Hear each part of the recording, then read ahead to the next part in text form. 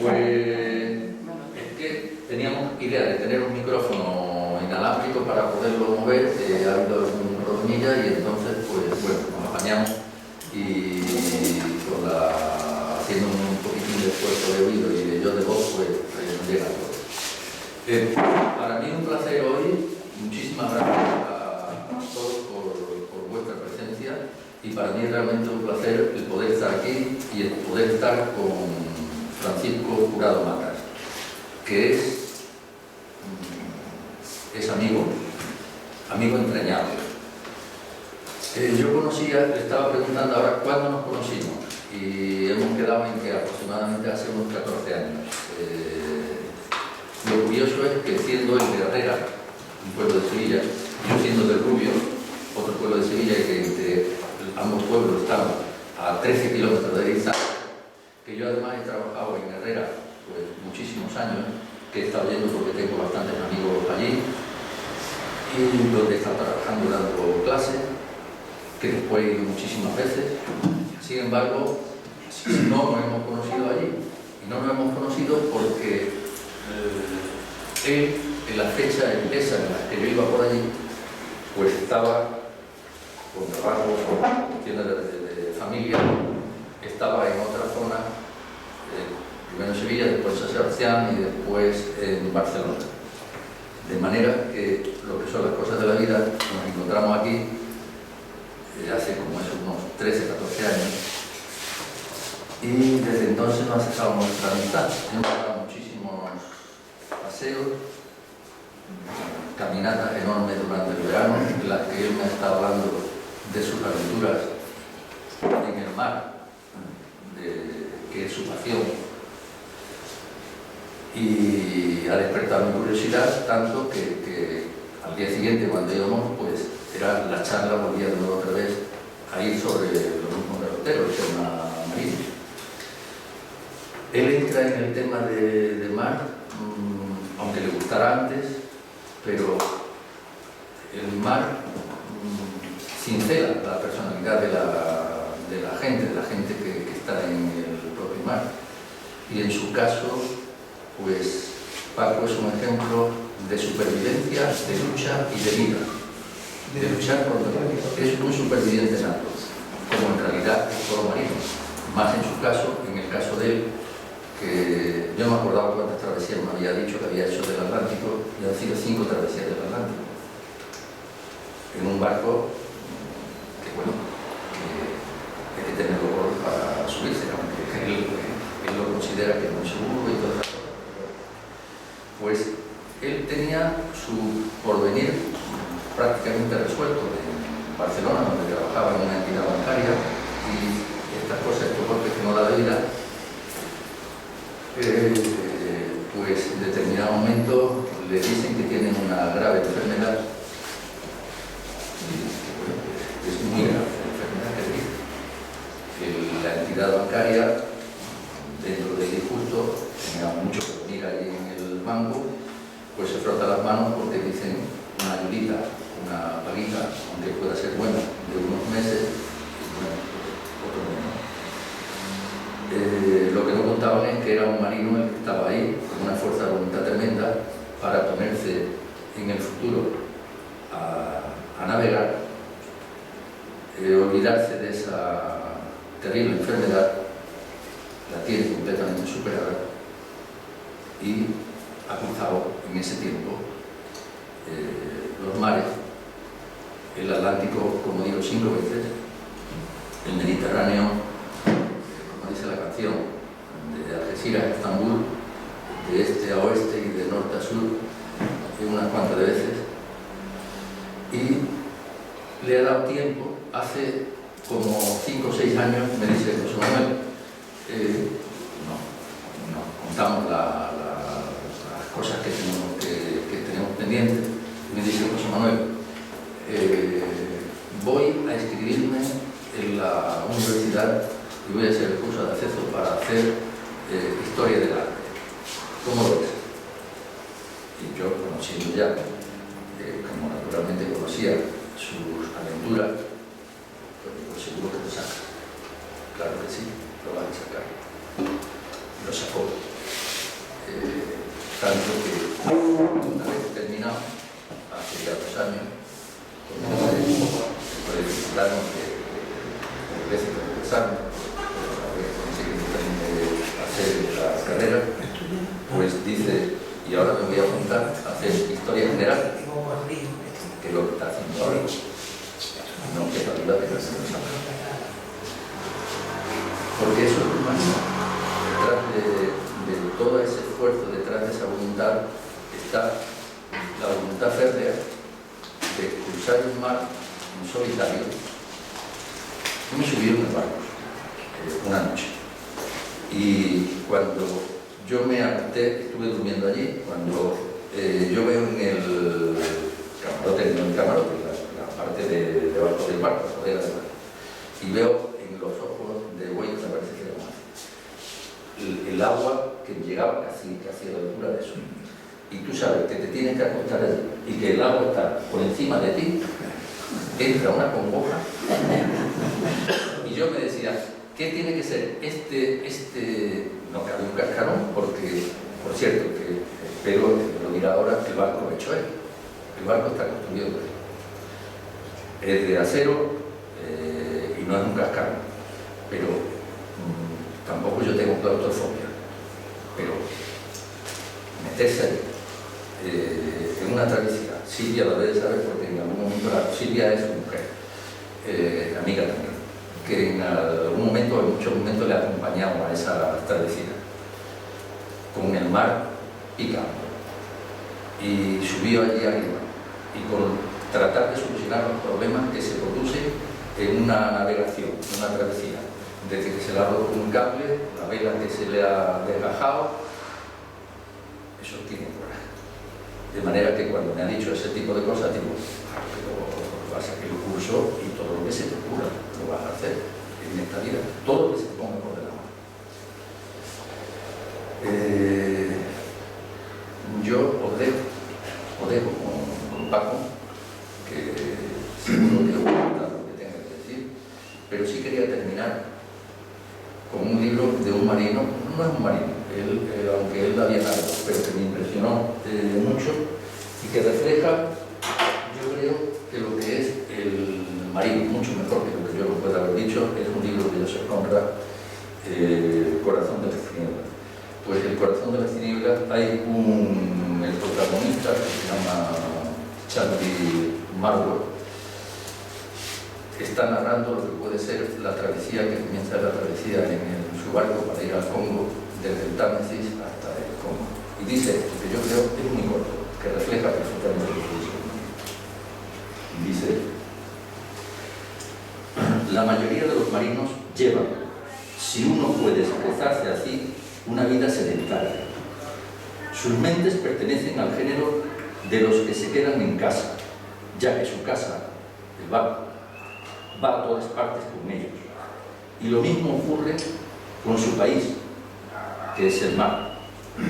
Un barco se parece mucho a otro, y el mar no cambia nunca.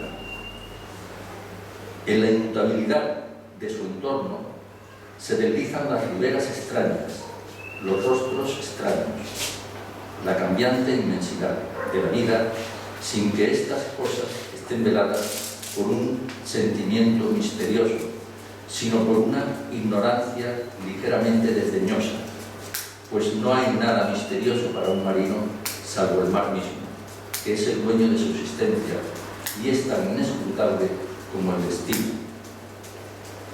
Las historias de los marineros poseen una vívida simplicidad, cuyo entero significado cabe en una cáscara de nuez.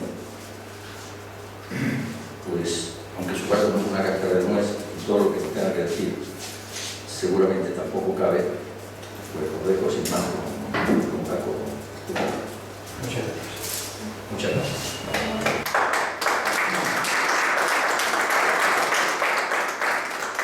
Bueno, buenas tardes. Como José Manuel ha dicho, soy Francisco Jurado Mata, de Herrera, Sevilla. Nacido en el interior, pero con vocación de marino. El mar siempre me tiró. De chico, cuando lo vi por primera vez, que debería tener yo unos 8 años, en el País Vasco.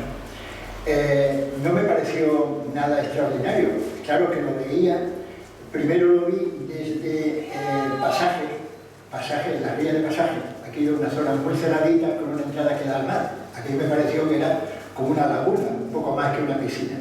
Y la otra vez que lo volví a ver, en la Concha, en la playa de la Concha de San Sebastián, pues también como está cerradito, pues la verdad es que no te parece tan grande. Luego cuando ya te das cuenta de lo que es, que no tiene fin, que de hecho si empiezas por una punta, da la vuelta al mundo y sigues surcando el agua, te das cuenta de que es enorme y que de hecho pues la llamamos tierra a lo que quizás deberíamos llamar agua, ¿no? Porque es lo que ocupa más espacio, ¿no? Bueno, pues siguiendo con lo que comentaba José Manuel, de cómo me inicié yo en el tema de la náutica y todo eso, que al final es lo que puede tener un poco de interés, fue de una manera casual. O sea, si el mar me había interesado en principio como algo interesante, porque me gustaba, por ejemplo, en Pasaje, me gustaba mucho ir con una barca de motor que nos llevaba de Pasaje San Juan a Pasaje San Pedro y de vuelta y toda la historia, ¿no? Entonces eso a mí me gustaba y era muy divertido. Pero yo tenía muchos amigos en el colegio que los padres eran marinos y eso ya no me gustaba tanto. Y muchos de ellos además eran pescadores, de los del Gran Sol y toda la historia, de los que se iban a hacer la campaña y que volvían a cabo en una serie de meses. Si la campaña había ido bien, pues estupendo, todo el mundo contento y tal, pero había campañas que no se habían ido tan bien y volvían con lo justo para pagar los gastos o las deudas que se habían ido acumulando de la familia. Por lo tanto, yo no acababa de ver claro eso de la mar. A la mar muy bonito para darte un paseo, pero una vida muy dura, lejos de la familia y toda esa historia. Eso de pequeño. Lo vuelvo a encontrar realmente al mar ya con 29 años. Un compañero, de hecho no un compañero, sino el tío de un compañero, se compra una embarcación y mi compañero, un chico bastante más joven que yo, me dice que su tío, que nada, que ese fin de semana que iban a salir a navegar y tal, y que por qué nos acompañaba y todo esto. Entonces, bueno, me pareció divertido y efectivamente salimos en una lancha de motor y fue muy divertido. Pero lo que realmente me gustó fueron los barquitos de vela. A mí el ruido del motor ahí todo el tiempo no me gustó. Sin embargo, por allá, por delante del puerto de Barcelona, que es donde estaba en aquel momento, había barquitos de vela pequeñitos y yo decía, esto debe ser una maravilla, silencio, andando, tal, haciendo bordo. Y tal fue que este compañero y yo compramos una embarcación. Compramos una embarcación pequeñita, un 420, pasamos un verano súper divertido, ninguno de los dos teníamos ni idea de lo que era navegar a vela, estábamos casi más en el agua que encima de la embarcación, pero fue muy divertido. El problema está en que salíamos de la playa con la barquita y cuando llegó el otoño las cosas se complicaron y cuando ya empezó a hacer frío no había quien navegara. Por lo tanto, como me entusiasmó desde aquel preciso momento, dije, no voy a pasar el invierno sin seguir investigando a ver qué pasa aquí, qué pasa aquí con esto de la navegación, ¿no?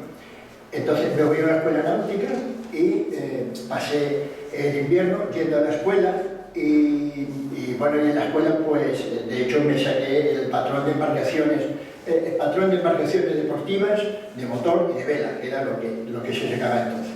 Bueno, pero me quedé con las ganas, aquello, dijéramos, un intermés, sí, muy bien, mucha teoría, mucha historia, y conseguí apuntarme a unas clases prácticas de navegación.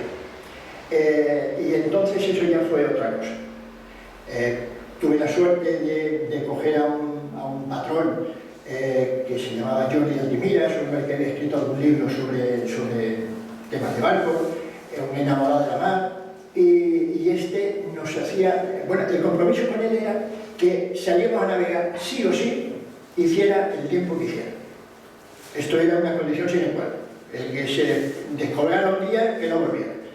Y entonces salimos en todas condiciones de tiempo y demás, y aquello fue duro, muy divertido. De hecho, tanto es así que eso era invierno todavía, y en Semana Santa recuerdo que estaba en la Costa Brava y estaba pensando cómo me lo podía yo hacer para comprar un barco, cosa que, en fin, lo veía un poco lejano.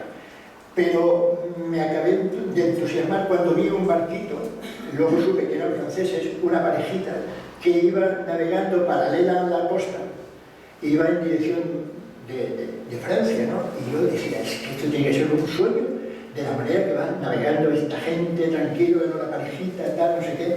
Luego entraron en la playa desde donde yo les veía, fondearon allí y luego los conocí. Era una pareja joven y entonces aquello me enamoró perdidamente. Tanto es así que me empeñé en que tenía que comprarme un barco, porque claro, el vela ligera ya no me servía. Y así fue cuando pude comprarme una embarcación de crucero y es cuando ya empecé realmente a coger el gustillo a lo que era navegar, con la doble sensación de placer y de miedo, de hay que ganas tengo de llegar y hay que miedo tengo de llegar allí y tener que sacar el barco, porque cada vez que sacas el barco es una aventura, y sobre todo al principio una aventura que se multiplica por 100. Bueno, pues una vez explicado esto, voy a ir pasando diapositivas y sobre la marcha lo vamos comentando. Si os parece, vamos a ver. Bien, os he comentado, digamos, la parte práctica de cómo fue mi iniciación en el tema de la navegación. Pero realmente lo que a mí me enganchó más fue las lecturas. Claro, aquí en un club, que buena parte de ustedes son del club de lecturas, me entenderán perfectamente cómo uno a través de la lectura puede vivir una vida fuera del cotidiano. Bueno, cuando yo empecé a leer sobre temas de navegación, yo quiero recordar que este fue mi primer libro. Bueno, en fin, ¿para qué?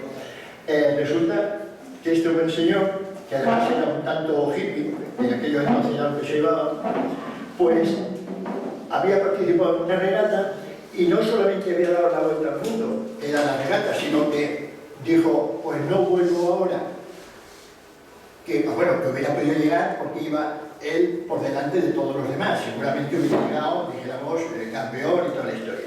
Pero eso planteó, así ahora vuelvo allí, me voy a meter en una vorágine de consumismo, de trofeos, de tal, de periodistas, no sé qué, no sé cuánto, y en vez de seguir y llegar a la meta como campeón, siguió dando la vuelta al mundo y dio otra media vuelta y se fue hasta Tahití. Y ahí estuve viviendo una serie de años y tal. Este hombre, Moïse, fue muy famoso, ahora ya este hombre murió, estamos hablando de esta regata, fue en el año 68. Entonces, bueno, ya llovió un poco. Otro de los libros que leí de él, bueno, creo que tenía 2 libros más, y bueno, ¿y a cuál de ellos me entusiasmó más? Claro, por cierto, en YouTube se encuentra este reportaje, es súper interesante sobre temas de navegación, de vuelta al mundo y tal, y es muy interesante, bueno, a mí me ha gustado mucho. Y ahí se habla de esta regata y se habla de una serie de cosas que ocurrieron durante esa regata. Otro famoso navegante, este es norteamericano, escribió un par de libros y tal, también dio la vuelta al mundo en solitario, con una embarcación muy vieja y claro, bastante antes, ¿no? La ruta que hizo él, con toda la vuelta al mundo y toda la historia, bueno, y en aquellos tiempos y sin motor, por cierto. Julio Villar fue el primer navegante español que dio la vuelta al mundo en solitario. Este es un hombre que nació en el 43, si no me equivoco. Quiero decir que es un poco mayor que yo, tampoco no. Un tipo, bueno, muy característico, lo conocimos en Azores, ¿verdad? Conocimos en Azores, hicimos una travesía con él, tiene una vida apasionante y simplemente hablando con él no hace falta ni leer su libro. Su libro no es sobre navegación, su libro es los pensamientos que le venían mientras navegaba, dando la vuelta al mundo, que estuvo 4 años o 5 años dando esa vuelta al mundo. colorear todo el personaje. Bueno, aparte de aquellos libros, ya se me ocurrió meterme con otras historias como Navegación por mal tiempo, que esto da un puntazo. Yo no sé por qué, después de leer este libro, seguí navegando, porque era para haberlo dejado, porque es que, en fin, cada cosa. Había alguno más, bueno, y este ya lo leí bastante después, es un libro de consulta, lo tengo a bordo. Ahora, por cierto, ahora hay muchos libros de estos que están traducidos al castellano, y eso es una gozada. Yo que no domino el inglés, me los he tenido que cargar todos estos en inglés, porque es lo que había en aquellos tiempos, ¿no? Bueno, pues estas lecturas, para el que inicia, es una forma de decir yo quiero, ¿no? O no quiero, que también hay esa posibilidad, ¿no?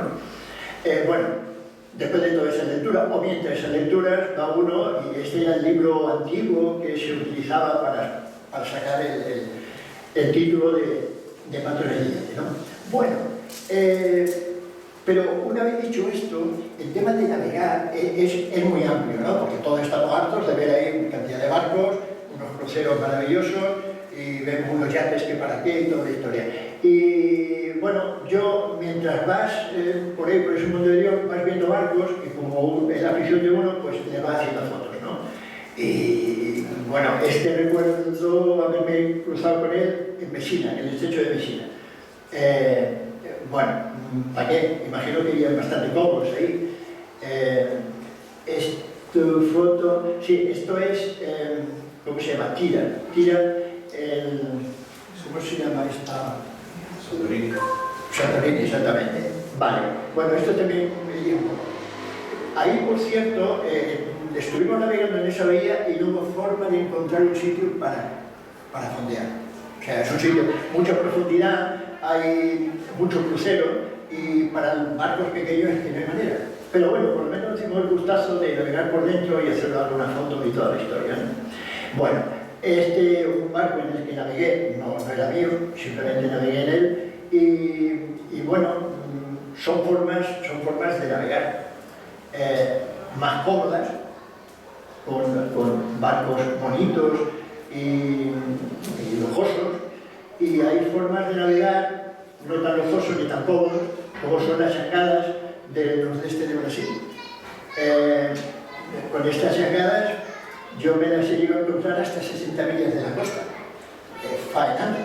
Es decir, llegan allí, buscan una zona donde no hay mucha profundidad y se ponen a pescar, y pueden estar 48 horas pescando en una embarcación donde están los pies mojados las 24 horas del día.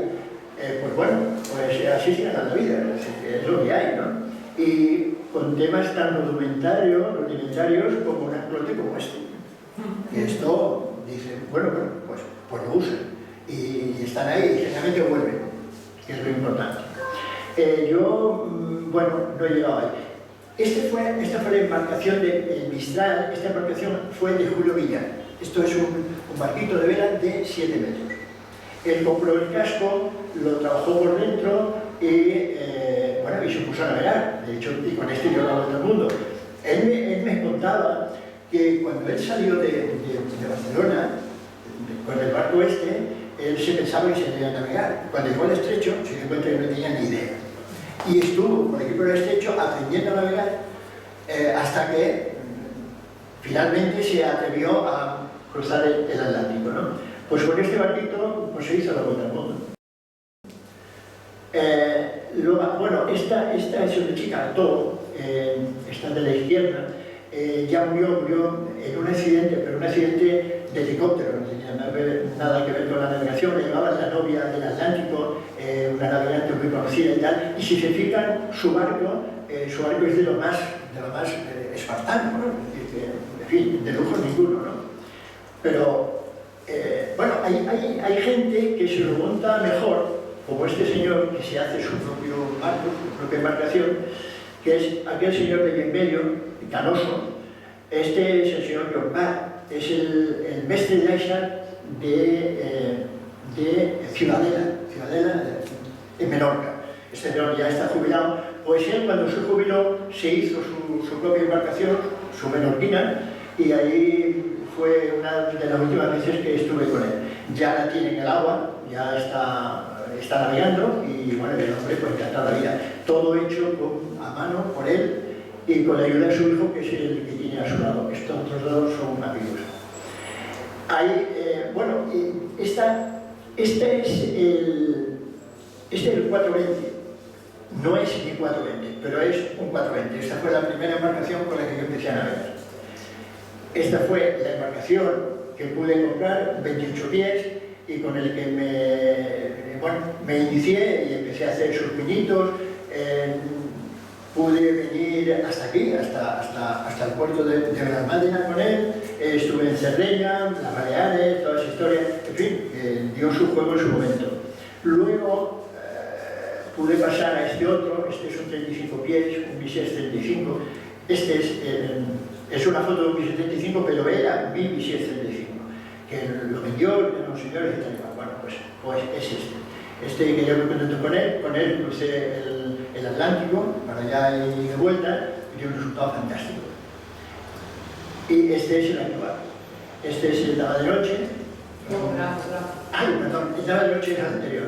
Este es el Bravo 1, bueno, de acero, 14 metros y medio, y bueno, en fin, hay un trabajo duro que nos costó. Estuvimos unos cuantos de años hasta que conseguimos ponerlo a navegar, pero bueno, por ahí está. Ahora está en dique seco, pero yo tengo la esperanza y la voluntad de volverlo a poner en el agua y navegar con él, porque me gustaría hacer otra vez la travesía del Atlántico, me gustaría otra vez llegar a ser posible en Turquía, probarme a ver si todavía sirvo, porque los años no perdonan, y entonces vamos a ver. Pero bueno, ahí está, y por eso no lo quiero vender. Porque un barco es mucho más que una casa, no es un piso. No, un barco es mucho más. Un barco forma parte de la familia y casi de uno mismo. Hay quien navega pues con otros medios. Esto, claro, esto ya son apuestas, pero cruza el Atlántico a remo.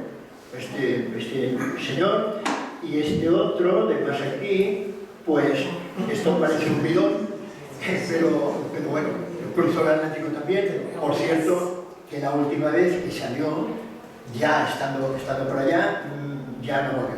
Es decir, en fin, bueno. Y este hombre tenía mi edad, tenía 72 años cuando hizo esa primera cruce del Atlántico, y luego no sé exactamente cuándo se perdió en la mar, pero bueno, por lo visto se ha perdido. Apareció el bidón, pero vacío, ¿no? Pero bueno, son gajes del oficio, es decir, que vamos a hacer. Bueno, una vez dicho todo esto, cuando uno resulta que se ha aficionado a navegar, cuando uno ya tiene su embarcación, cuando uno ya tiene su titulito y tal y cual, ya luego viene y dice, uy, quiero navegar, ¿qué voy a hacer con esto? ¿No? Y entonces empieza uno por pensar, ¿dónde puedo ir? Bueno, en este caso, puesto aquí, pues Ibiza y Formentera como un buen sitio donde ir, súper agradable y bueno, que tiene muchos atractivos, ¿no? Bueno, pero, una de las cosas que son obligatorias de llevar en los barcos son cartas náuticas. Las cartas náuticas te sirven para saber dónde estás, situarte, dónde están los puntos a dónde vas a ir a parar y tal.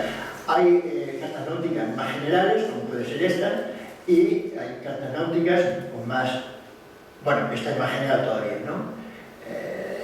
Sí, Cabo Verde y tal y cual. Bueno, Brasil, que es una ruta de las que he hecho, esta la he hecho 3 veces, ¿no? Canarias, Cabo Verde, Brasil, y luego subir costeando al Caribe, ¿no? Pero en la vuelta luego por Azores, ¿no? Bueno, y luego hay los detalles. Esto sería un portuguano, donde ves con mucha perfección cómo es el puerto, dónde entras, dónde puedes fondear, dónde puedes amarrar y toda esa información. De todas maneras, además de las cartas, pues hay que llevar una serie de material. Yo aquí he puesto lo mínimo que se puede llevar, pero que es importante. Yo señalaría los prismáticos casi en primer lugar. Unos prismáticos a bordo, esos son imprescindibles. Y luego, para tomar marcaciones, pues un par de marcaciones, y si vas a estar por la noche navegando por ahí, un cronómetro. Los faros los reconoces, si llega a hacer una recalada, llega a una costa que no conoces, pero hay un faro, a través de medir los intervalos de luz y de oscuridad, que hay que contarlos muy bien, tiene que ser con un cronómetro, porque si no, no te enteras. Luego, pues una radio, esto también es imprescindible, una radio VHF, y el cuaderno de bitácora. Antes, con mi colega que está por allí, que es navegante, estaba hablando de lo importante que es llevar el cuaderno de bitácora. Esto es, al final, es un diario de navegación, que cuanto más detallado sea, más te va a servir. Por ejemplo, a mí ahora me sirven, no me sirven porque no los tengo conmigo, que están en el barco, pero te sirven para saber dónde estaba hasta el día, a tal hora, y no sé qué, porque es que si no, uno no se acuerda.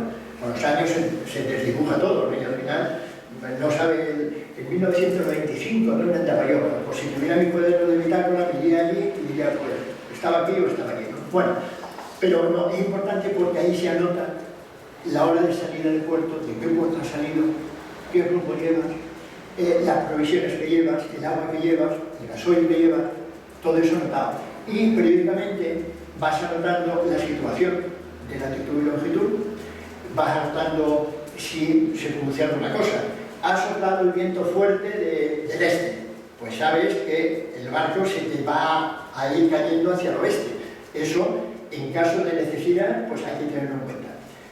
¿Cuál es el caso de necesidad? Pues si nos falla, si nos falla el GPS, que es lo que utilizamos hoy en día, todo el mundo que lleva un GPS en la mano, en la mano del barco, y te va diciendo latitud y longitud. Pero el GPS se puede estropear, se moja y se estropea y ya no funciona. O pasas por sitios donde el GPS no funciona. Por ejemplo, allá por la Guayana francesa, en la costa de Sudamérica, pues allá hay un sitio que es el nacimiento de cohetes. Bueno, pues allá, un montón de millas antes de llegar, un montón de millas después de pasar, el GPS no funciona. Entonces, claro, de entrada, si no lo sabes o no te acuerdas, pasas por allí y el GPS ha dejado de funcionar. No te está dando correcciones. Entonces, bueno, ahí es importante el tener anotado dónde estaba situado cada X horas, o puede ser, yo que sé, 3 veces al día. Pero ya tiene una referencia de dónde estaba antes y, como he anotado, pues, yo que sé, el tiempo que hace, el viento constante de tal y de tal fuerza, puedes más o menos calcular de dónde estás ahora, en el momento que he dejado de tener esa información que te viene de las estrellas.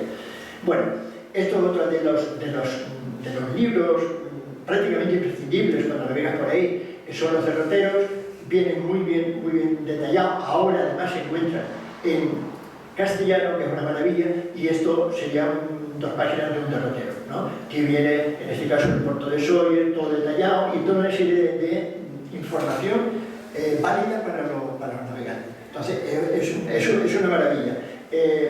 Yo antes de comprar estas cosas, yo quería limitarme a comprar lo que había, porque yo era como muy español, y yo, ¿por qué voy a comprar cosas extranjeras, no? Pues yo, libros españoles, no había manera. No había manera. Entonces, había los libros de los derroteros, pero de la marina mercante, que la información que te dan para la navegación deportiva no te sirve. Así que esto lo ha venido a suplir, pero vamos, con premio. Bueno, esto son cartas que se utilizan cuando vas a hacer una travesía de una cierta importancia. Es importante ver qué condiciones de viento y de mar te puedes encontrar. Eso es básico. Normalmente no sale, a no ser que vaya a dar una vuelta por aquí delante del puerto, no sale con los ojos cerrados. Es decir, que unos días antes ya te has ido informando de la situación meteorológica y tal, como pasa ahora, ¿no? Que hay un ciclón o tal que se va formando por ahí, en el Caribe hay no sé cuántos huracanes, entonces eso hay que tenerlo en cuenta. Pero es que las condiciones de tiempo y de mar van cambiando conforme te vas moviendo. Entonces, en estas cartas, que hay una para cada año cada mes del año, te indica los porcentajes del viento, por ejemplo, que sopla de norte o del sureste o de no sé qué, no sé cuánto, y ahí te puede hacer una idea de qué ruta tienes que seguir para llegar a donde quieres llegar, ¿no? Esta parte de aquí es el Atlántico Norte, ¿no? Vale. Es que ahí veo menos. Sí, el Atlántico Norte. Sí, ¿no? Sí. Vale. Bueno. Bien, ahí a la derecha vemos que está España y hay un detalle abajo de todo con el Mediterráneo y tal, ¿no? Hay unas cartas que son exclusivas del Mediterráneo, que yo no las tengo aquí, pero hay un libro, con todo el misceláneo también, que es exclusivamente del Mediterráneo con mucho más detalle, ¿no? Pero bueno, esto dijéramos serían las que se suelen utilizar para ir para América, para cruzar. Utilizaríamos parte de esta y luego parte del Atlántico Sur, que seguiríamos cuando tienes que tirar para abajo, como en mi caso, que voy para Brasil, ¿no? Bueno, entonces, bueno, esto es vale, Atlántico Norte de verdad, en fin, qué miedo, porque ahí si vemos hay unas líneas rojas, bueno, pues esas líneas rojas indican el porcentaje de olas superiores a 12 pies.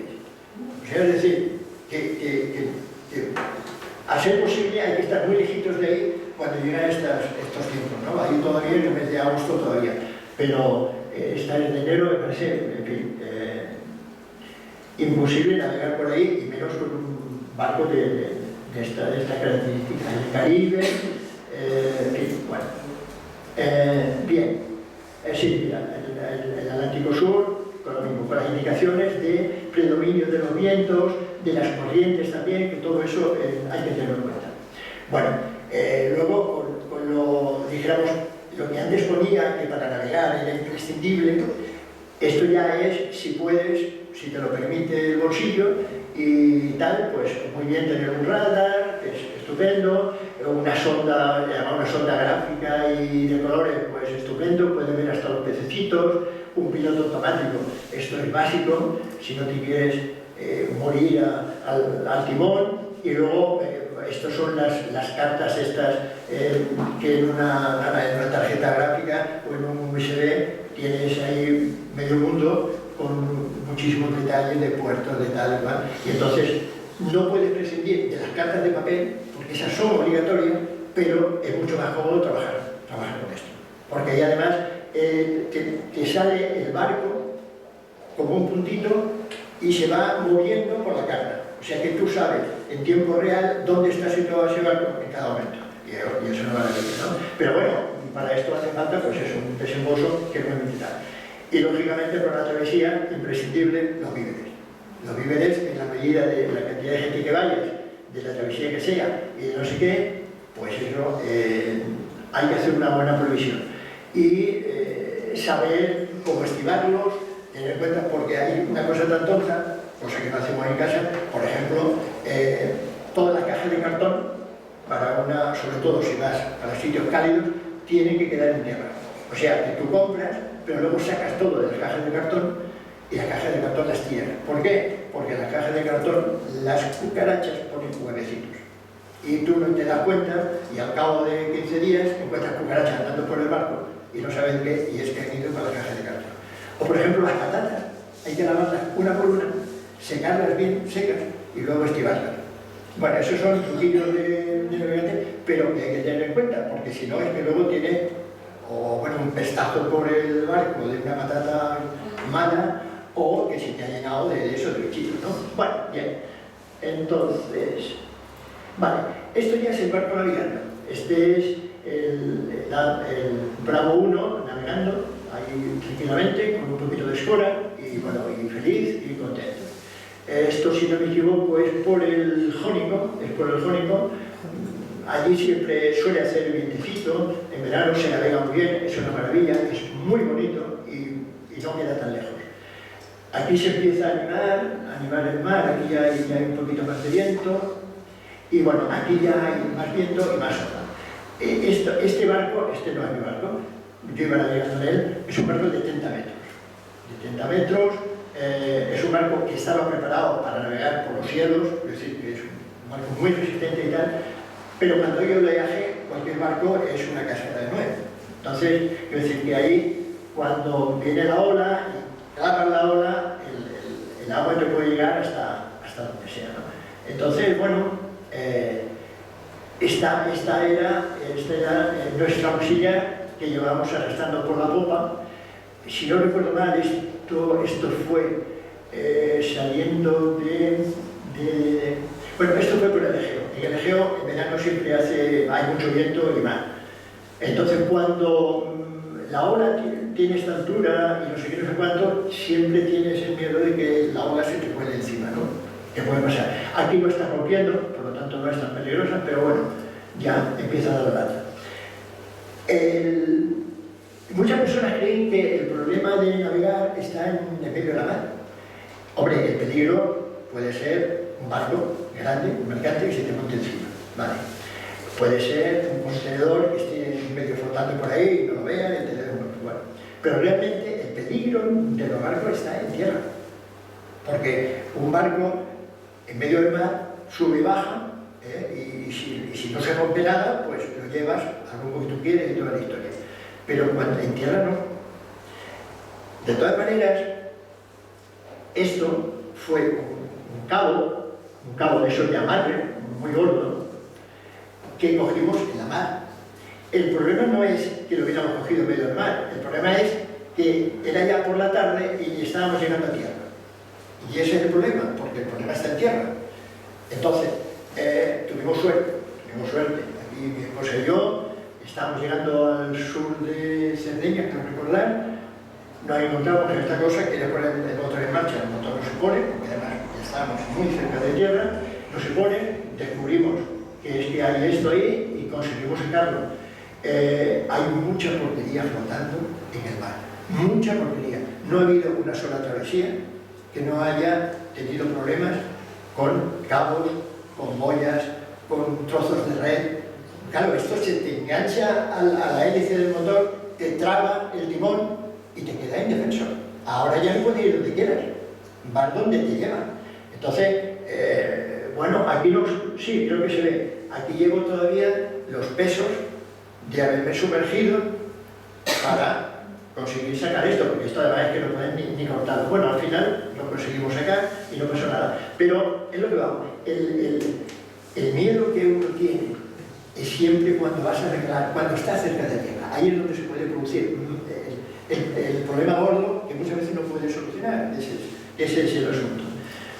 Bueno, esto es pues una rotura de vela del barco grande, ese que hemos visto antes, de 30 metros. Bueno, pues había mucho viento, el viento de popa, en este caso la mayor en una trasluchada es que pasó, se iba en este lado, pasó de golpe al otro lado y no lo aguantó y se arrojó. Bueno, estas cosas pasan. Pero bueno, esto al final llegas al puerto, te costará más o menos, esta fue una reparación cara, pero lo arreglas. El problema está en cuando estás fondeado, como en este caso, y te entra viento. Esto es el puerto de la Sabina, en Formentera.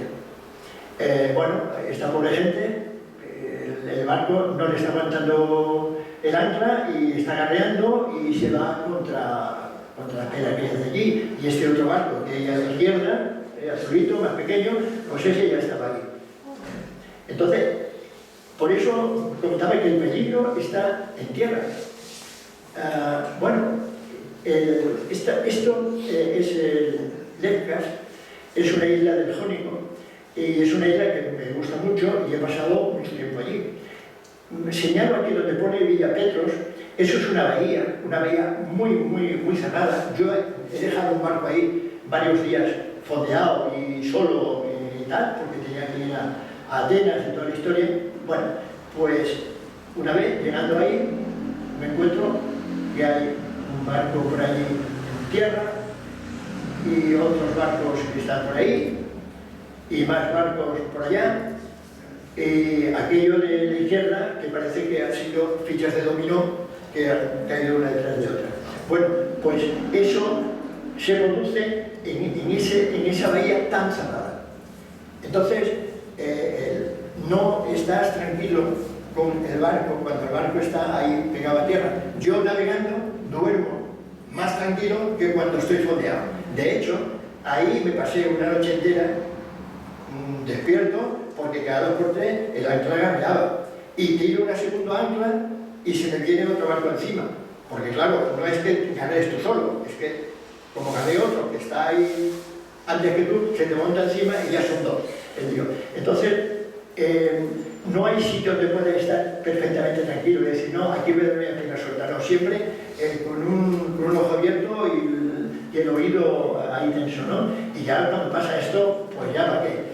Por eso, mar abierto, lejos de la costa, ahí es donde el navegante encuentra su paz y donde se realiza, ¿no? Realmente, porque esto es un puerto. En los puertos también los barcos se hunden. Es decir, porque, claro, es que un barco tiene un montón de agujeros por donde puede entrar agua. Es decir, cada válvula donde hay de un bate, de un lavabo, de la cocina, del lavadero de la cocina, al final hay un tubo y allí hay una valvulita y esa valvulita pone en contacto el interior del barco con el exterior. Entonces, se rompe una válvula de esa y tú no estás a bordo o no hay alguien pendiente y se te hunde, como ese caso, ¿no? En fin, pero bueno, no hay que desesperar, que si hay amaneceres bonitos, a lo mejor ha sido una noche de perros, pero bueno, y como en este caso lluvia, luego el arcoíris, y bueno, parece que ya la cosa, en fin, ya está mejor. Bueno, el navegar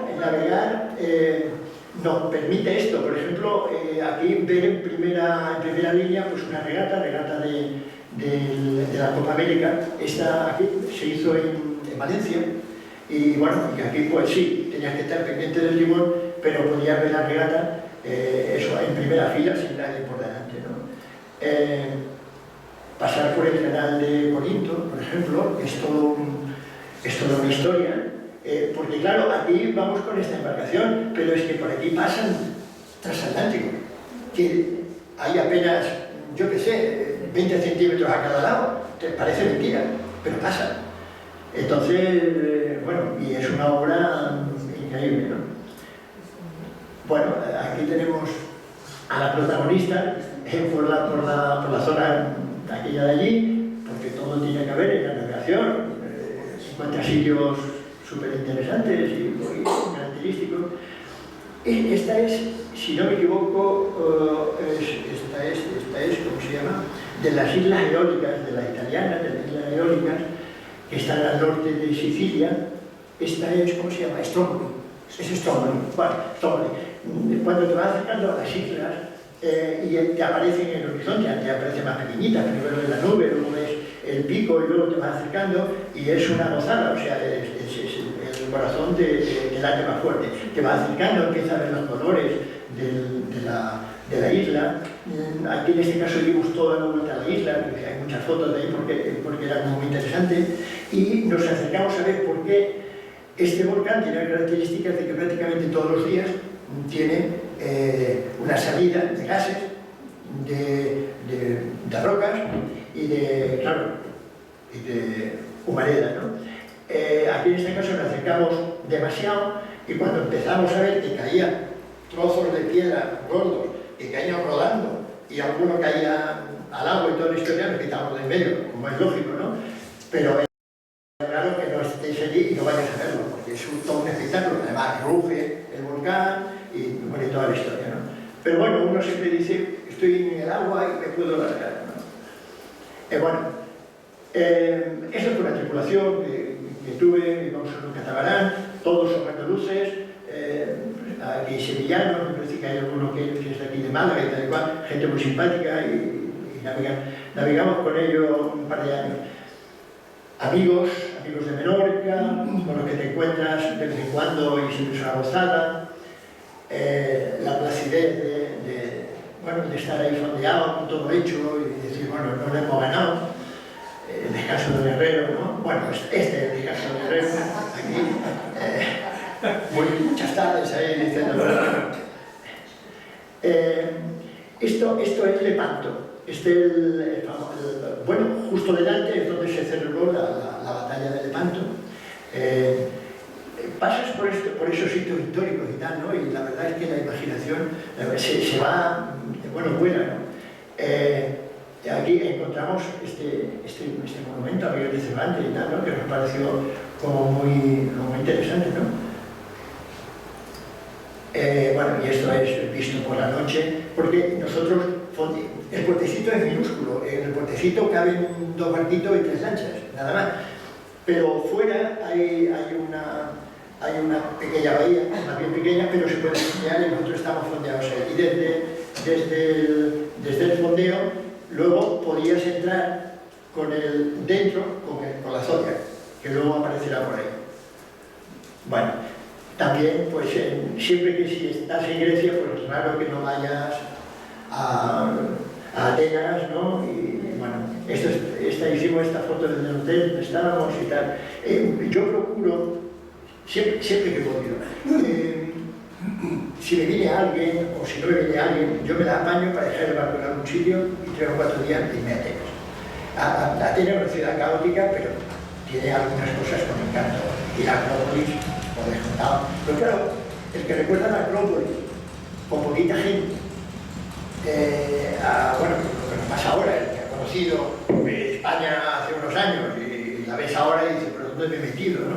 Ahora con esa masificación, ahora está todo masificado, ¿no?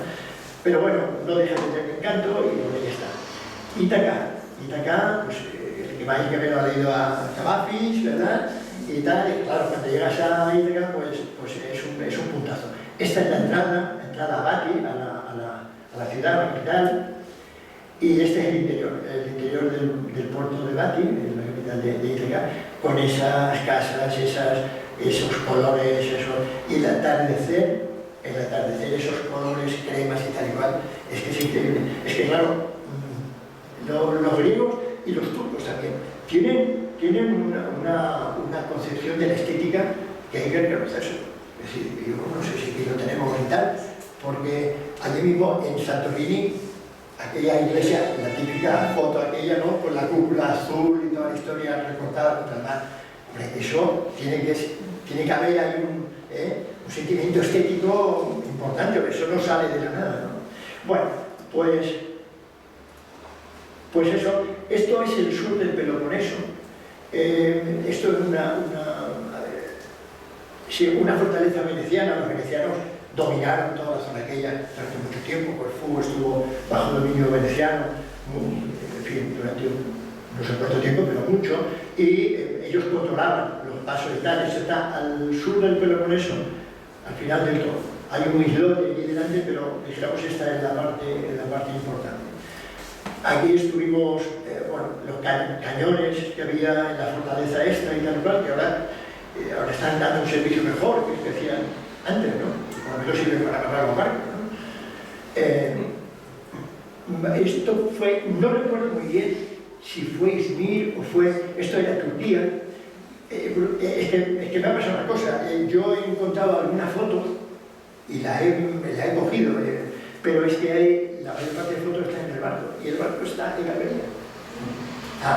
El barco está en Almería y no he ido, pero bueno, sé que es Turquía y sé que si no era Izmir era Bodrum, no estoy muy seguro, pero bueno, son esas cosas que el navegar, aparte del gustazo de navegar, pues te permite pues ir llegando a esos sitios, ¿no? Más o menos exóticos y que puedes llegar en avión, pero que no.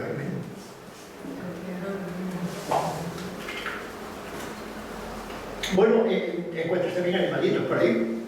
Esto es un canal que hay entre el Efcas y el continente, un canal bastante largo, y encuentras cosa muy curiosa, porque yo pelicano no he visto aquí en España, no he visto nada, y en Italia tampoco lo he visto. Sin embargo, esto estaba aquí, ¿no? Pelicanos, cosa muy curiosa. Las golondrinas, que de vez en cuando. Una de las cosas que le hace mucha ilusión es cuando te vienen los animales a bordo. Sobre todo que está haciendo la travesía y lleva unos cuantos de días fuera y tal, y que viene a lo mejor un halcón, que alguna vez, y se te posa arriba del todo, del mástil. Y lo ves, que claro, como el barco se va moviendo, ves que hace equilibrios y abre las alas porque se va a caer, pero aguantan allí. Otras veces se llevan a cubiertas y le pones agua y toda la historia, no sabes si ha bebido o no, porque cuando te viene a dar cuenta se ha ido. pero les sirve de descanso, paran allí. Entonces, pero son una alegría siempre. Bueno, otros pajaritos que no sé quiénes son, pero que te vienen al barco, y bueno, y ese día pues hay algo diferente, ¿no? Esto es una tortuga, no se ve muy bien. Una tortuga, no quiero exagerar, pero gorda. Dentro de un puertecito que se llama Mesolongi, que fue, por cierto, donde murió Lord Byron. Lord Byron, cuando estuvo luchando con los griegos, contra los otomanos y toda la historia, él murió ahí, en esta población. Bueno, pues dentro del puerto apareció esta tortuga enorme, que, bueno, pues eso. Y claro, como los delfines cuando te vienen a ver, o tú los alcanzas, son ellos los que se acercan al barco, no el barco a ellos. Es una gozada, y de hecho toda la tripulación se dedica un buen rato a verlos, sus peripecias y lo que hacen, y bueno, y son una maravilla. ¿Se te olvidan los peces voladores? Sí, lo que pasa es que los peces voladores no tenemos ninguna foto, pero los peces voladores se comen y están buenos. Cosa que no me atrevería a decir. No, sí. Es correcto, lo que pasa es que en Mediterráneo se ven pocos peces voladores, hay algunos, pero se ven pocos. En el Atlántico bastante, sí. Sí, y tienen buen sabor. Bueno, se llegan a sitios como así.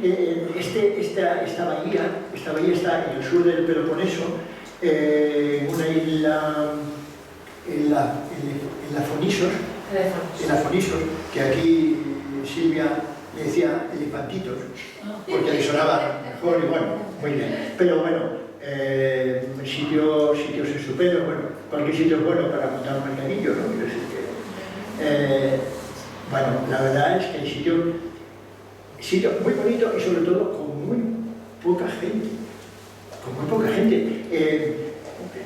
A ver, a mí no se me ocurre ningún sitio con una bahía así de España, y ya no digamos de Baleares, donde podamos contar los barcos que hay. Estamos solos, pero había otro barco más fundeado por ahí. Esa, digamos, es la otra ventaja, ¿no? Estar en sitios donde hay poca gente, y de alguna manera, si no buscas el bullicio, pues tienes ahí la soledad o la tranquilidad que quieres, ¿no? Bueno, este es el auxiliar. Sin esta llegaremos a pocos sitios, porque una vez fondeado no te queda otra que, bueno, aquí la tenemos también. Esta hay que mimarla, bueno, y esto es sinónimo normal. Habíamos estado en Delfos, estábamos hechos polvo, porque claro, te vas a ver unas ruinas como esta, y bueno, y hay que aprovechar, ¿no? Y entonces, si te da más remedio, la cervecita y tal, y un café frappé, esto es maravilloso, ¿no? Bueno, y luego comidas más o menos exóticas, ¿no? Esto sí, que luego lo frían y tal. Bueno, aquí creo que Silvia está escogiendo, y a ver cuál me voy a llevar. Bueno, muy bien. Bueno, esto es a bordo es donde realmente se cocina, que nosotros, por una vez que vamos a comer fuera, la mayor parte de las veces comemos a bordo y ya está.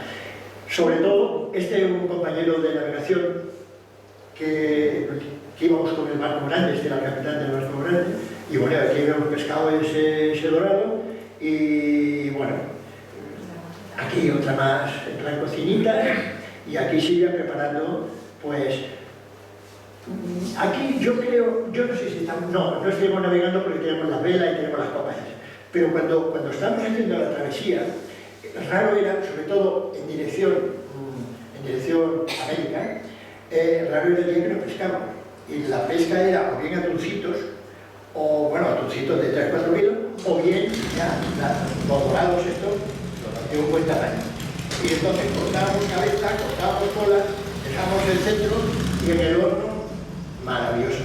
Las comidas a bordo de un pescado recién capturado y tal y cual sientan de maravillas. En este caso no, en este caso estábamos fondeados, y por eso nos permitimos el tema de las copas y todo eso. Y como no, después de una buena comida, una buena lectura, y bueno, y a esperar tener una buena noche, que es de lo que se trata. Y bueno, pues, en fin.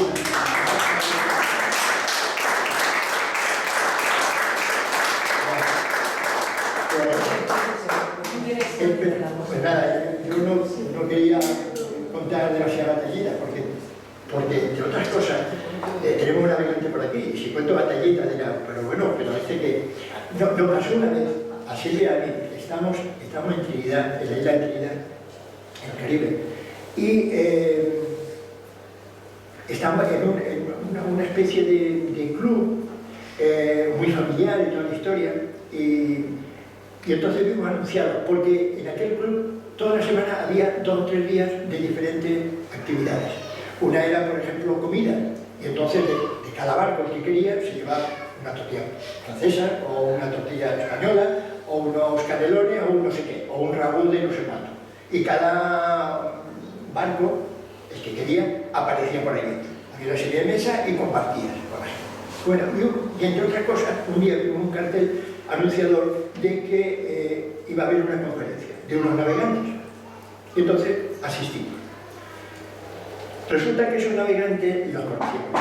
Era un matrimonio mayor, cuando digo mayor, debería tener mi edad de ahora, norteamericanos. Iban con un barco muy bien pertrechado, 2 perros enormes, blancos y tal y cual. Los conocimos en Fortaleza, en Brasil. Estuvimos juntos ahí 2 o 3 meses. Luego los volvimos a encontrar en Belén de Pará, ya en la entrada del río Amazonas. Y luego, mira por dónde, lo volvemos a encontrar allá, dando la charla esta. No habíamos hecho amistad con ellos, simplemente hola, hola. Bueno, fue muy interesante. Pero claro, cuando empezaron a explicarme el Brasil que ellos habían conocido, yo miré a Silvia y dije, ¿dónde han estado estos señores? Si han estado en el mismo sitio que nosotros. Y contaban cada aventura de aquellos de, bueno. Entonces por eso uno tiene que tener cuidado cuando es navegante, de que no puede exagerar mucho, porque dice, bueno, ¿y este dónde está navegando? ¿No? En fin. Bueno, pues nada, yo estoy a su disposición, no soy ningún técnico en la materia, pero si hay algo que pueda comentar o pueda aclarar lo que sea, pues estaré encantado. Se te ha olvidado aquel pasaje que te metiste en plena alta mar, pero abajo a tal gol y pasó pero es que... miedo. Pero tú quieres que si alguien está, se emociona con la navegación, le quiten la cara. No, era lo que hablaba antes. Es decir, hay mucha porquería flotando. O peor todavía, semi-sumergida, esa no la ves, porque si todavía la ves de lejos, pues dices, bueno, pero no, van semi-sumergida y tú la coges. Y la coges con la hélice, la coges con el timón, la coges con la quilla y te puede dar la lata tal. Lo que ella cuenta nos pasó entre Azores y Cabo San Vicente. Quizás 4 o 5 días antes de llegar a Cabo San Vicente. Empieza a notar que el timón iba duro y empieza a haber un ruido que periódicamente sonaba cloc, cloc, cloc por debajo del barco. ¿Qué será? Pero el timón iba duro. Pues aquí hay que investigar. Entonces empiezo a mirar por allí y tal, no sé qué, veo que hay como una cuerda, un cabo, tiro del cabo, viene un trozo, no sé qué, no sé cuánto, y resulta que bueno, claro, me pongo el traje de submarinismo, me pongo las pesas y toda la historia, pero claro, en medio del mar, el barco hace así, porque a todo esto tienes que parar el barco.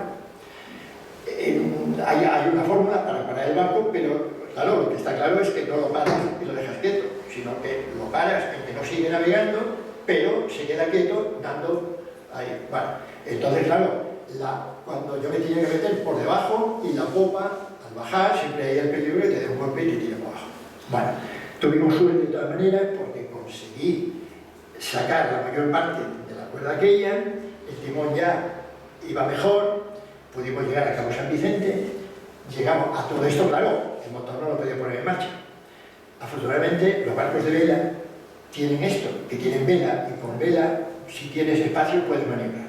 Así que fondeamos, pasado el Cabo San Vicente, que hay una playita allí, fondeamos en la playita aquella, ya allí me pude sumergir, ya con el mar en calma, y lo saqué. Pues no era ni más ni menos que una boya de esas que llevan las redes de pesca, llevan unas boyas, que además eso está atado con unos cabos y tal, bueno, pues aquella boya se había soltado, lo que sea, tal y cual, y entonces era una boya así, con un cabo muy largo. ¿Qué es lo que pasa? Que a veces sonaba y a veces no. Entonces ya caí en la cuenta que cuando el barco iba más rápido, la boya aquella, supongo que cavitaba, iba dando golpes, cloc, cloc, cloc, cloc. Cuando el barco iba más lento, o lo paraba, dejaba de sonar. Pero claro, caer en esto es cuando ya ha sacado aquello, mientras tanto está pensando, ¿qué es lo que está pasando aquí, no? O sea, que a veces hay cosas de estas, a veces hay cosas de estas. Dentro del placer que viene en navegar y toda la historia, hay malos ratos. Silvia, a ella le gusta navegar, pero le gusta navegar a ser posible con la costa a la vista, le gusta el mente náutico, pero, en fin, hasta cierto punto, y a mí lo que me gusta es mar abierto, lo más lejos posible, para sentirme tranquilo. Y de hecho, y si puedo navegar solo, es cuando voy más tranquilo. Porque el problema del patrón del barco es que carga con la responsabilidad del barco, de su seguridad y la de los que van con él. Y entonces esa responsabilidad no hace que el patrón vaya a veces tan a gusto como quiere. Otra cosa es si vas contratado. Si vas contratado, pues bueno, yo voy a hacer que las cosas vayan lo mejor posible, pero de alguna forma, bueno, son clientes y tal. Pero cuando llega la familia, por ejemplo, lo que pasó, que traíamos nuestra niña para acá, venía ella, 2 amigos y la niña con nosotros, con los 5 añitos, el cargo que tienes encima, el pensar que hagas algo mal hecho y tal cual, eso pesa. Entonces, pude hacer una travesía, bueno, por el Mediterráneo, navegué mucho en solitario, entre otras cosas porque participé en regata durante un tiempo y navegaba en la regata en solitario. Pero además es que una cosa que nadie me dijo es que la navegación es para los hombres. A ver, quiero decir, cuidado, no estoy aquí diciendo algo que no para navegar, realmente que no. Antes ha aparecido ahí la foto de esta muchacha, una gran navegante y tal, pero que es una vida muy, en general, solitaria. En el Caribe hemos conocido mucha gente que vivía a bordo de los barcos, pero la mayor parte eran hombres. Solos. Si al final te lleva a dedicarle tiempo a la cerveza o al whisky o a lo que sea, ¿no? Y ves a muchos de ellos que están hechos polvo porque están solos. Entonces, eso no me lo dijo nadie a mí. Yo cuando empecé a navegar, cuando había todo esto, me parecía aventura y tal y cual, pero no sabía que era la navegación era propia de eso. O bien de vacaciones de verano, que ahí se apunta cualquiera, o bien una vida, si eres navegante solitario. Entonces, al menos esa es mi experiencia. Pero bueno, cada uno cuenta la suya, ¿no? Francisco, ¿y la noche cómo la llevas? La noche es maravillosa, sobre todo bueno, si no hay luna, que a lo mejor eso es curioso, ¿no? Porque diría, hombre, una noche con luna, que ves y tal, no. Con la luna no ves las luces, las lucecitas, si ves, hay algún barco por ahí próximo, con una buena luna, si además coincide que está en la estela de la luna, ni lo ves. Entonces, es mucho mejor una noche de aquellas bien oscuras. Y ahí cualquier lucecita la ves a mucha distancia. Bueno, prácticamente todos los barcos, hoy en día los barcos de crucero, llevan piloto automático. Yo en mi caso llevo un piloto automático y además llevo un piloto automático de viento. Por si acaso ese piloto algún día no me funcionará, ¿qué puede pasar? Entonces, tiene que estar pendiente. Bueno, además, también tengo la suerte de llevar un radar. El radar te permite poner un anillo alrededor del barco que cuando la señal del radar rebota en algo que está dentro de ese anillo de seguridad, te suena una alarma. Entonces tú le pones una señal, por ejemplo, a 5 millas, y si entra un barco a menos de 5 millas de tu barco, te avisa, pi, pi, pi, pi, empieza a sonar la alarma y ya puedes hacer algo, ¿no? De todas maneras, yo cuando navego solitario, navego en cubierta. Yo duermo ahí, hemos visto una foto que estoy leyendo un libro. Bueno, pues ese es uno de los bancos de la bañera.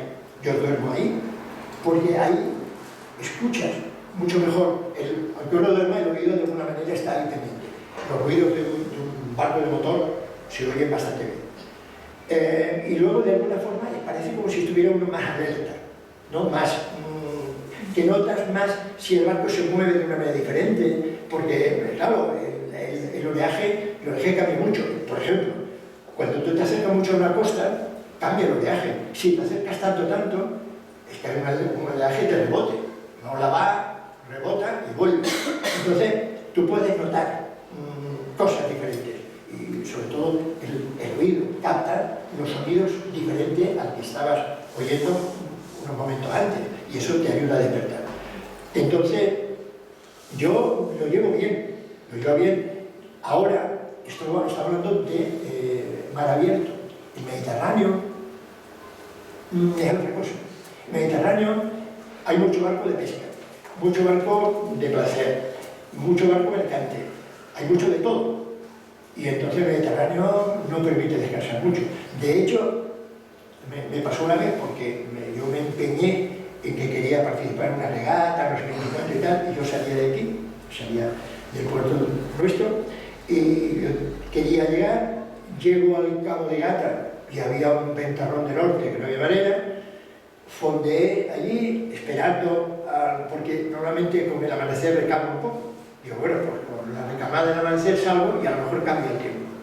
Que va, salí, pude pasar el Cabo de Gata, pero otra vez volvió, el viento cada vez más fuerte, y me pasé 3 días dando bordo, intentando subir para arriba. Ahí ha sido la única vez que yo he tenido alucinaciones. Luego he leído gente que ha tenido alucinaciones. Es que no dormir te mata. Y no podía dormir, primero porque estaba cerca de la costa, segundo porque había un tormentón de 1000 pares de narices, y tercero porque tenía que ir haciendo bordos cada X horas. Cada 3, 4 horas, pues hacía un bordo. Luego, al final, el último bordo creo que hice como 12 horas a mar abierto para poder volver, y entré en Cartagena. No fui capaz de pasar de Cartagena después de 3 días. Ahí tuve alucinaciones. Entonces, ahí vas y te duermes. Pero no te duermes voluntariamente, te duermes porque el cuerpo dice hasta aquí hemos llegado. Y eso es peligroso. Entonces, luego, claro, luego he aprendido, primero, no hay que tener prisa en llegar a un sitio. O sea, si uno queda, oye, que salgo de mi puerto y quedamos en tal sitio mañana a las 7 de la tarde, error. Cuando llegue ya te llamo. Porque si quiere uno empeñar en llegar tal día a tal hora, y el mar igual te dice que si ya no llega, y te pone la pared en contra y el viento en contra, y no hay forma de tirar para adelante. Entonces, lo mejor es, no puedo, primer puerto próximo que puedo entrar bien, me voy ahí. Y entonces, una vez ya tal, las cosas no, ahora voy y tiro para allá. Entonces, esa vez me pasó por eso. Otras veces, cuando no estaba en esa situación, que quería estar tal día, tal hora, es que había una regata que me interesaba mucho, que era la Mare Nostrum. Era una regata que salía de Barcelona o de Girona, yo creo que era de Barcelona, llegaba a las Baleares, daba la vuelta a todas las Baleares y volvía otra vez. Entonces, era una regata muy interesante, de varios días. Pero claro, no pude llegar, de hecho no se hizo, no se celebró, la gente no llegó. Pero bueno, otras veces, cuando me he encontrado con mal tiempo, ¿qué es lo que hago? Paro el barco. Hay una maniobra que es poner el barco al pairo. Tú paras el barco, hay una fórmula que acuartela la vela de proa, y entonces lo que la vela, digamos, la mayor, empuja el barco hacia adelante, la otra lo para y se van frenando, y el caso es que el barco avanza pero muy lentamente y prácticamente no se mueve del sitio. Avanza un poco, pero tal. Entonces, es lo mejor que puedes hacer. Paras el barco y descansas, y al día siguiente, o cuando baja la cosa, dices, y ahora sigo. Eso lo hice, pues la última vez que fui para Brasil, con el barco de ahora, pues antes de llegar a Canarias, pues entró mal tiempo de sur y no había manera. Y había una posibilidad, tirar a mar abierto, para luego tener que volver otra vez. Entonces, cuando haces unos bordos que se llaman bordos planos, que es que tú vas para allá y ahora haces el contrario y resulta que prácticamente está en el mismo sitio, porque eso quédate ahí. Claro, y te evitas los porrazo, porque claro, un barco con mala mar y mar de proa va pegando unos hachetazos que eso sufre todo, sufre el que lo lleva, sufre las velas, sufre el mástil, todo, ¿no? Bueno, pues esa vez, pues paramos el barco, íbamos dos, solo que yo, y ya está, dejamos pasar aquello, la mañana siguiente había cambiado la cosa y tal, y nos pasó una cosa muy curiosa. Una ballena, no sería muy grande del todo, se nos pegó. Yo lo que iba a preguntar. Pues, bueno, la tuvimos toda la noche a nuestro lado. Y estaba a un lado del barco y otra vez al lado del otro, y pasaba por debajo y salía aquí y resoplaba y se pasaba al otro lado. Yo imagino que por el tamaño o porque estamos prácticamente parados o lo que sea, le llamamos la atención. Pero estuvimos todo el tiempo allí, además, y, claro, era noche cerrada, además con mal tiempo y tal igual, pero la teníamos allí y era, hombre, un poco de aprensión, sí, lógico. Pero era una gozada, ¿eh? Era una gozada, porque estaban aquí. Las ballenas más grandes que yo he visto, actualmente largas, pero las he visto de lejos y que saltan, cuando saltan y caen, al principio, que vi de lejos una cosa blanca, yo pensaba que eran barcos de vela. Un barco de vela, ostras, pero ahora ya no hay barco de vela allí. Y al cabo de un rato, otra vez, las velas que yo suponía que era un barco. Entonces cogí los prismáticos y no, y eran ballenas que estaban saltando y al saltar levantaban tal espuma blanca que parecía la vela de un barco. Bueno, pues, pero no he tenido malos encuentros, yo no he tenido problemas tuve problemas una vez con los calderones. Los calderones, que entonces había muchos, ahora no lo sé, en Cabo de Gata. Ahí había muchos. Y recuerdo una vez, era el amanecer, el mar estaba muy en calma y muy cerca del Cabo de Gata había una manada enorme de calderones, por allá. Bueno, no sé lo que te llamó la atención. Y dice, bueno, pues vamos a vela, no hacemos ruido y nos acercamos y nos vemos de cerca y nos hacer fotos. Y creo que hice un montón de fotos. Bueno, pues en un momento determinado, y estas cosas son, uno las cuenta y suenan un poco a tal, pero es que me pasó y por eso lo cuento. En un momento determinado, estamos en medio de la manada aquella de calderones.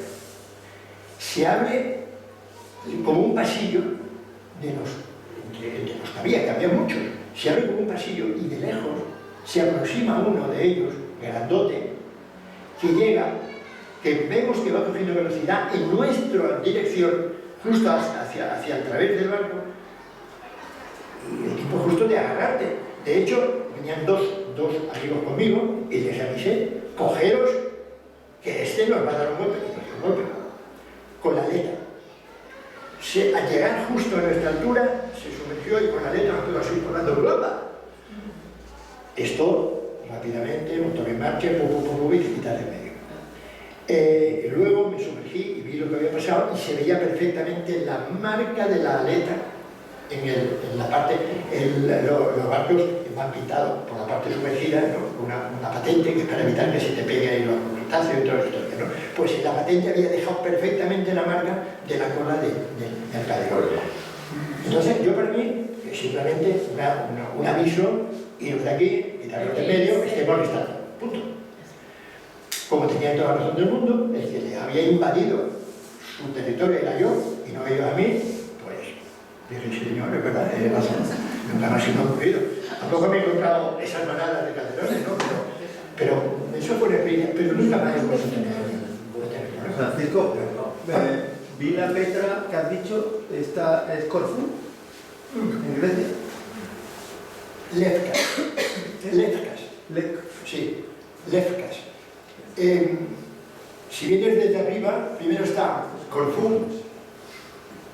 Vamos a ver, es que me pierdo, Corfú, luego tiene abajo, hay Paxos, Antipaxos, que son ya más pequeñas, y creo que lo siguiente ya hay una entrada que es un golfo muy profundo que hay allí, que es Amuraquia, y por debajo hay ese canal que separa la isla de Lefkas de lo que es el continente. Y hay un canal para pasar por ahí.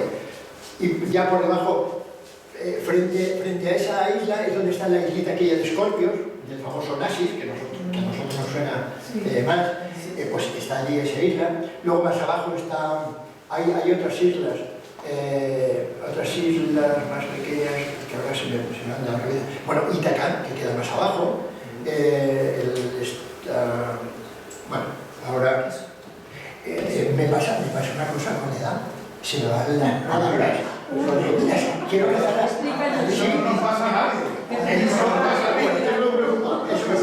te pasa a ti solo.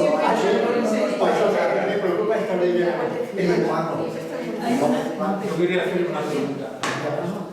Supongo que es muy difícil que se averíen los equipos electrónicos del banco.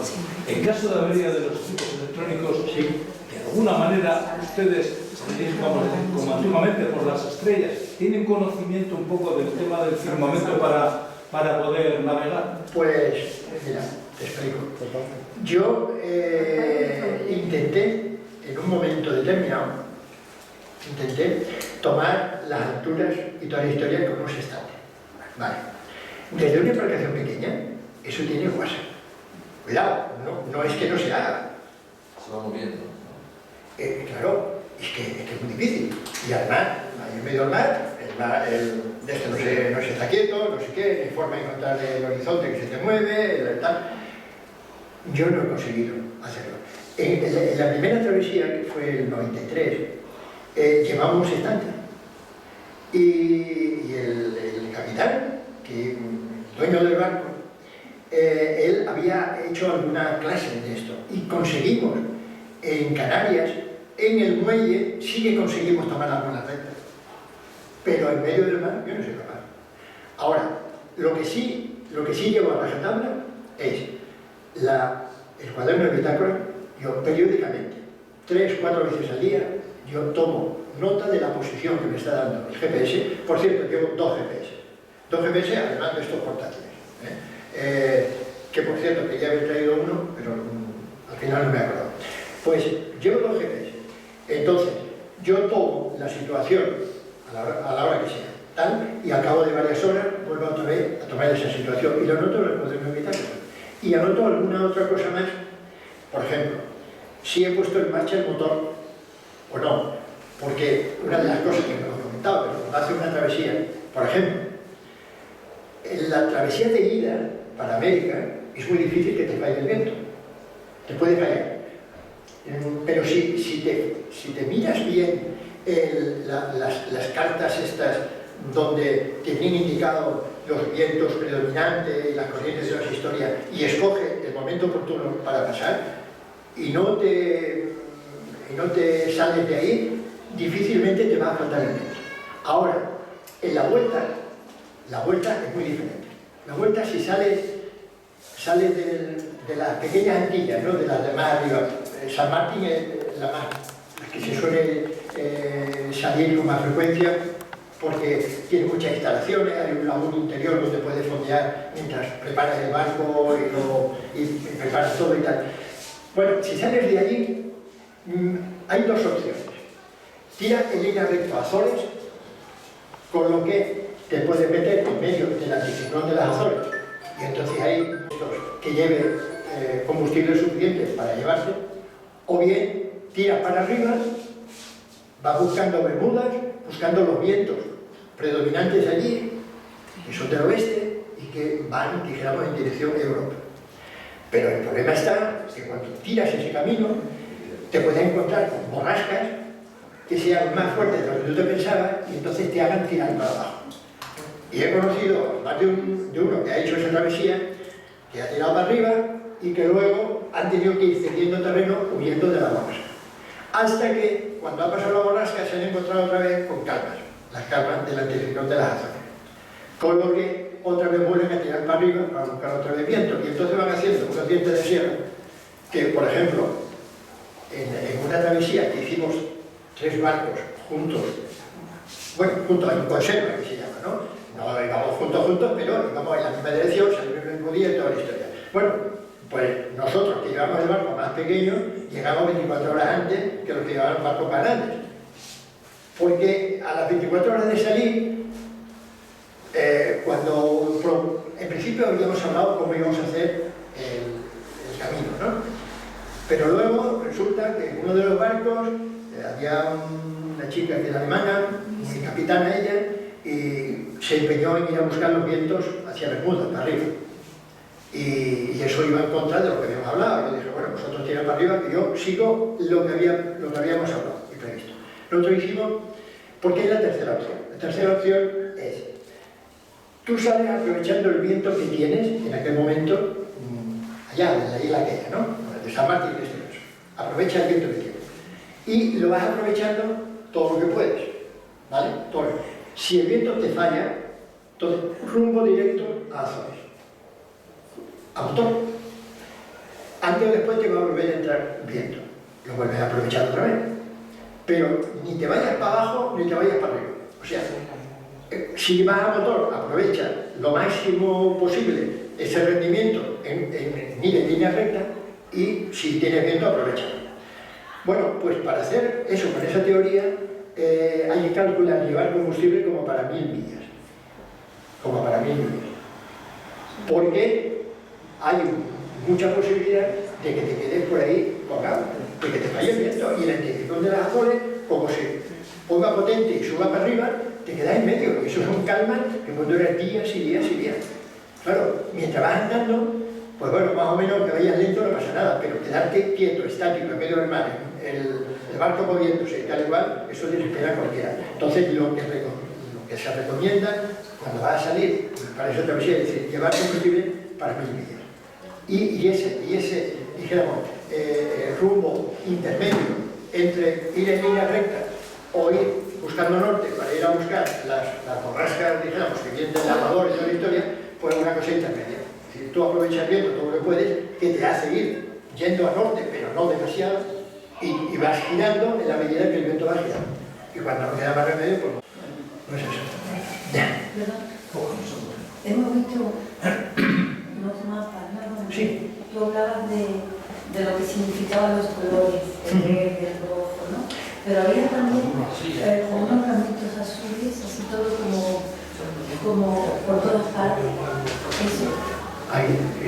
Eso me llama mucho y lo iba a ver muchísimo. Lo sé. No me importa. ¿Qué estaba lleno todo de...? Bueno, a ver, está todo lleno de cuadrículas. Las olas. No, a ver,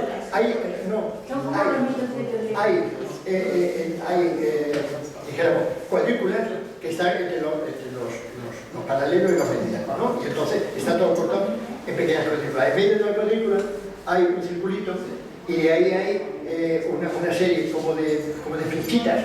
Sí. Bueno, esas flechitas, dependiendo de la cantidad de palitos que tienen, dijéramos, lo que sería la pluma, ¿no?, de la flecha, dependiendo de los palitos, eso indica si es fuerza 3, fuerza 4 o lo que sea. El viento. El viento, exacto, la fuerza. Y la intensidad. La intensidad del viento, exacto. Y la longitud de cada uno de esos segmentos indica las probabilidades de que el viento sople de esa dirección. Entonces, y además de eso, a veces hay un numerito y a lo mejor te pone 37. Bueno, pues el 37 es que el 37% de las veces sopla viento de aquella dirección. Y luego, entonces, vemos que prácticamente hay viento de todos sitios, pero claro, a lo mejor hay un sitio con un segmento muy cortito, prácticamente que ni se ve, y otros el segmento muy largo. Por ejemplo, los alisios, pues normal, soplan muy fuertes y soplan de nordeste, este y tal, en dirección para allá. Y ves que los segmentos son largos. Y normalmente tienen 4 rayitas, o tienen 5 rayitas, tienen fuerza 4, fuerza 5, eso es lo que indica. Es una de las cosas que hay que tener en cuenta, para no meterte en un sitio donde, por la estación donde estamos, por el mes y tal, lo más probable es que tengamos viento en contra, por ejemplo. O corriente en contra, que está otra. Una corriente en contra de 1 milla por hora, pues te atrasa mucho. Y es que el barco tiene que trabajar mucho para recuperar toda esa... Y tendrá que ver también con el volumen del barco también. Hombre, claro. Si el barco es mayor y es más rápido y tiene unos velámenes mentales, no sé qué, no sé cuánto, claro, ahí lo que explicaría eso mucho son los regatistas. Los regatistas, que además las regatas hoy en día, o sea, la náutica ha avanzado muchísimo, porque hay todos los programas de ordenador y tal que se utilizan, y eso les da además unos parámetros y tal, y barcos de regata profesional, esos son muy sofisticados, mucho. Por eso la gente que lleva a bordo son verdaderos expertos en su materia, muy especializados. Hay el que trima no sé qué, no sé cuánto, y este tipo... Yo he navegado muy poco con gente de esta, muy poco. Lo que he aprendido básicamente así, por mi cuenta, y equivocándome muchas veces. Pero la verdad es que da gusto navegar con esta gente, porque te trima un barco y te está sacando 2 nudos más de donde tú no eres capaz de sacarlo. Pero es que si ahora corro el carro de la mayor más para aquí, que os trimo aquella, que ahora no sé qué, y te ponen el barco a navegar y dices, ostras, qué gozada, ¿no? Claro, pero son especialistas, son gente que lo trabaja, lo estudia y lo maneja muy bien. Y así sacan los promedios que sacan, ¿no? Bueno, aquí tenemos a Paco, que está haciendo un vídeo de esto, que él regatea y Sí. supongo que lo que digo, ¿no? No te equivocas, ¿no? Claro.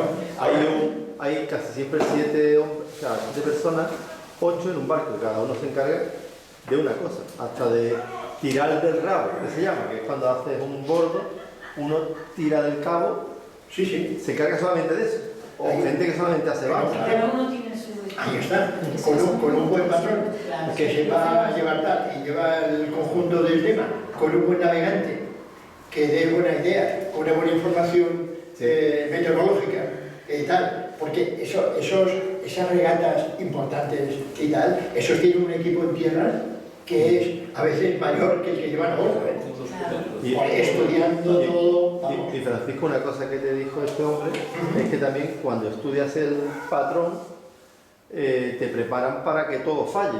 La electrónica es como si no existiera. Y sueles llevar dos brújulas y te enseñan a tomar medidas y que tú no llevas nada electrónico, solamente un reloj en la bitácora y poco más.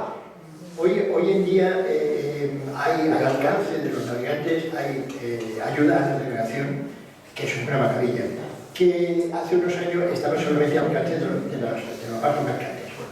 Cuando yo empecé a navegar, que tampoco fue el siglo, bueno sí fue el siglo pasado, pero no hace tanto tiempo, mi navegación era por estilo. Yo llevaba una corredera, que la tengo todavía. ¿Qué es? Una corredera te dice la velocidad que lleva el barco, cada metro. Pero una corredera, dijéramos que la tirabas un cabo, una cuerdecita fina, con una ruedecita final, que la tirabas por la borda, que la llevaba por popa, la llevaba atrás, y esto va girando, y a la medida que se gira más rápido, te va indicando que va más rápido. Y si giras más lento, pues te va indicando que va más lento. Y te va diciendo el acumulado de millas que llevas recorrido. Entonces, eso para una navegación por encima es estupendo. Porque ahí si te estropeas GPS y tú llevas bien anotado dónde está y lo vas pasando a la carta, claro, a la carta náutica, lo vas pasando periódicamente dónde está situado en cada momento. Entonces, hombre, no es la comodidad de mirar la pantallita y decir estoy aquí, pero te puede apañar muy bien. O sea, yo la mayor parte del barco pues tienen correderas electrónicas o mecánicas, pero dijéramos instaladas, dijéramos a bordo. Yo además llevo esa otra que sirve para tirar por popa y que es totalmente mecánica y ahí no hay ni que darle cuerda. ¿Y el GPS ha sustituido la radio? No, el GPS te da la situación. Vale. La radio es que es obligatoria porque de barco a barco tienes que comunicarte. Es que si pasa algo, desde cualquier barco, un mercante se puede poner en contacto contigo, a veces te quedas parado, ¿no? Pero una vez estaba yo durmiendo precisamente y me despertó el ruido de un motor y era un barcazo enorme, iba con el barco pequeño, o sea que hacía un montón de años de eso, y había un crucero al lado mío y claro, me llaman a voces y me dicen, estábamos llamando por radio y tal, y digo, no, bueno, y es que tenía que ir buena gente. Bueno, y entonces desde arriba del crucero la gente me estaba haciendo fotos y yo estaba allí mirando así para arriba toda la tarde. Pero sí es verdad, o sea, hay barcos que te llaman por radio. Aquí el barco tal, no sé qué, no sé cuánto, barco velero en situación tal, no sé qué, no sé cuánto, va todo bien, necesita algo, te encuentras esto y eso te da gusto porque dices, no voy solo, ¿no? Entonces, sí, hay por ahí. ¿Cuántos días tarda de salir de aquí hasta llegar al otro lado de la radio? ¿Cuánto se tarda? A ver, es que lo tengo que contar por etapas, porque como van parando por ahí, pues... Pero más o menos, se puede calcular. Entre 5 y 7 días llegar a Canarias, entre 5 y 7 días llegar de Canarias a Cabo Verde, y luego unos 17, 18 días en llegar a Brasil, que es donde yo he ido a Natal. Sí, pues entonces juntamos 2 semanas por aquí, más 2 semanas por ahí, un mes. Pero claro, ¿qué pasa? Pues que si pasas por Canarias, no te vas a parar. Y si te paras, ¿no? Y si estás a gusto, Ya que tiene una hora menos, pues eso, ¿no? Claro, pero ¿qué es lo que pasa? Que alguna vez, como me pasó aquí con la señora, la primera vez que hacemos la travesía, yo quería parar en Cabo Verde, porque ya había parado poco antes y bueno, hay un sitio muy agradable y tal. Pero ya tenía ganas de llegar a casa.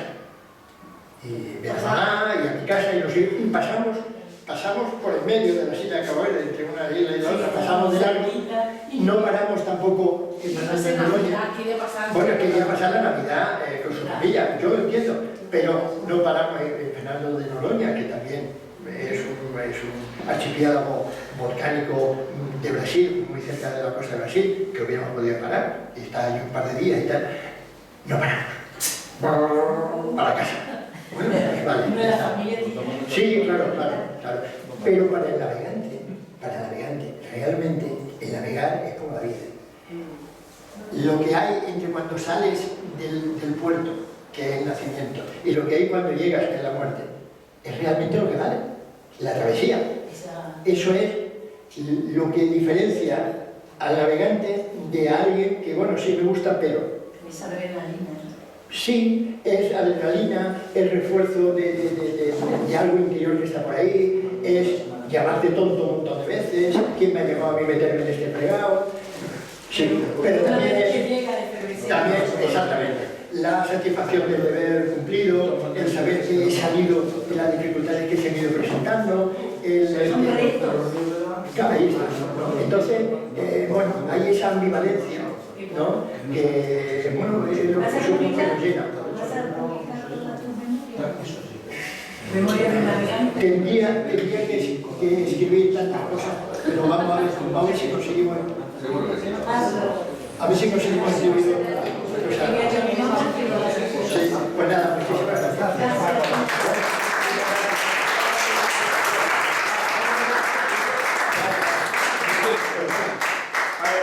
Hacemos la foto todos juntos ahí. Vale. Venga, Sí, pasa.